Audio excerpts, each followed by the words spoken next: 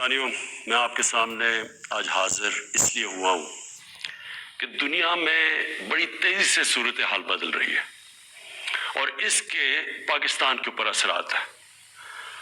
سب سے پہلے میں شروع کرنا چاہتا ہوں پاکستان کی فارن پالیسی سے۔ میں نے 2 دورے کیے، ایک چائنا کا اور ابھی رشیا کا، روس کا۔ تو میں جو آج آپ کے سامنے سب سے پہلے بات واضح کرنا چاہتا ہوں وہ یہ کہ میرے ماں باپ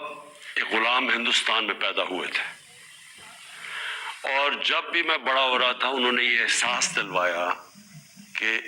میں کتنا خوش قسمت ہوں کہ میں ایک آزاد ملک میں پیدا ہوں۔ اور جب سے میں نے سیاست شروع کی، بلکہ اس سے پہلے بھی،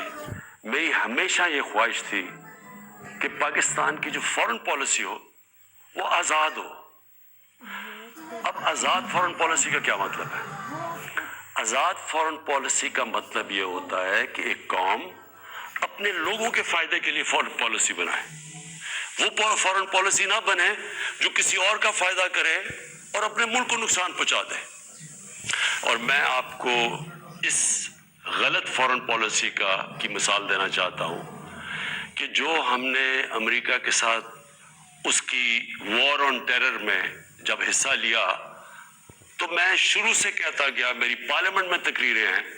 کہ ہماری اس جنگ سے کوئی تعلق نہیں تھا، کوئی پاکستانی ملوث نہیں تھا۔ 9/11 میں ہمارا کوئی اس سے لینا دینا نہیں تھا۔ تو میں تب سے کہتا گیا کہ ہمیں اس میں شرکت نہیں کرنی چاہیے۔ ہم نے پہلے امریکہ کے ساتھ کی جنگ میں شرکت کی، سوویت یونین کے خلاف، جب وہ افغانستان میں جہاد میں شرکت کی، اور پھر 10 سال کے بعد جب پھر شرکت کی 9/11 کے بعد امریکہ کے ساتھ اس کی جنگ میں، تو جب ہم تب شرکت کر رہے تھے کہ جہاد تھی کہ افغانستان میں کوئی فورن آکوپیشن ہوئی تو اس کے خلاف جہاد ہے، لیکن اب جب امریکہ افغانستان میں آ گیا تو اس کے خلاف دہشت گردی تھی۔ اور اس پالیسی کے میں شروع سے خلاف تھا، اور بدقسمتی سے یہ فورن پالیسی پاکستانیوں کے فائدے کے لیے نہیں کی گئی۔ اس کی وجہ سے 80,000 پاکستانیوں کی شہادتیں ہوئی، ہمارے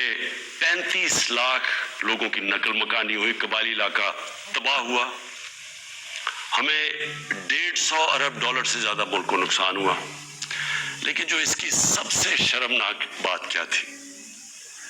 کہ دنیا کی تاریخ میں پہلی دفعہ ایک ملک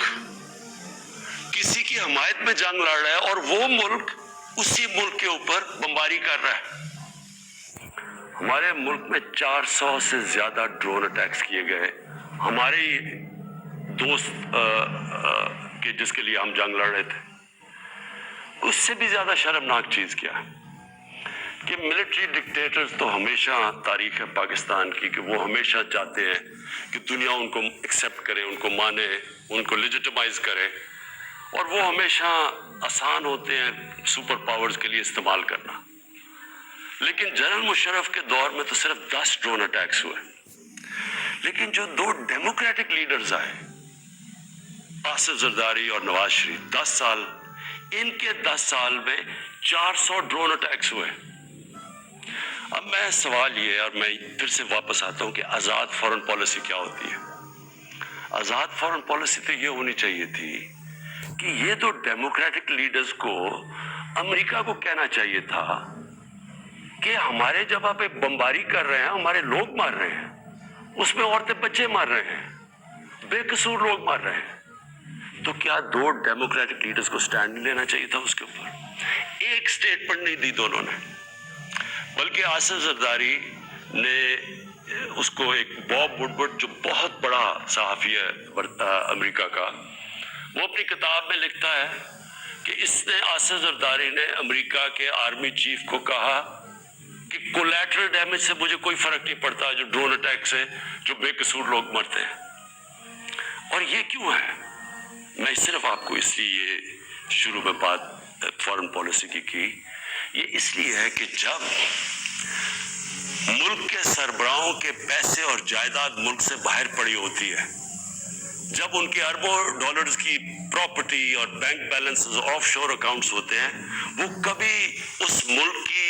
बेहतरी के लिए फायदा नहीं करते, वो अपने पैसे बचाने के लिए करते हैं। और आज रूस के जो बड़े बड़े बिजनेसमैन, जिनको ओलिगार्क्स कहते हैं, जिनके पैसे पड़े हुए हैं लंदन और जिनकी प्रॉपर्टीज है वहां, आज जब से ये जंग शुरू हुई है, उन्होंने सब फ्रीज करने शुरू कर दिए, जब्त करने शुरू कर दिए जो इनके पैसे पड़े हुए हैं, इनके बिजनेसमैन के पैसे पड़े हुए हैं मगरबी बैंक्स पे और मगरबी कैपिटल्स में। तो इसलिए हमारे मुल्क की पॉलिसी आज़ाद हो ही नहीं सकती। और मैं अपनी कौम को आज कहना चाहता हूँ, आप जब वोट डालें तो ये समझ जाएं कि अगर इस मुल्क में आप आज़ाद फॉरेन पॉलिसी चाहते हैं तो कभी उस पार्टी को वोट ना डालें जिनके सरबराह के पैसे और दौलत और जायदाद मुल्क से बाहर पड़ी है, वो कभी आज़ाद फॉरेन पॉलिसी नहीं बनाएंगे। सब्सक्राइब करें और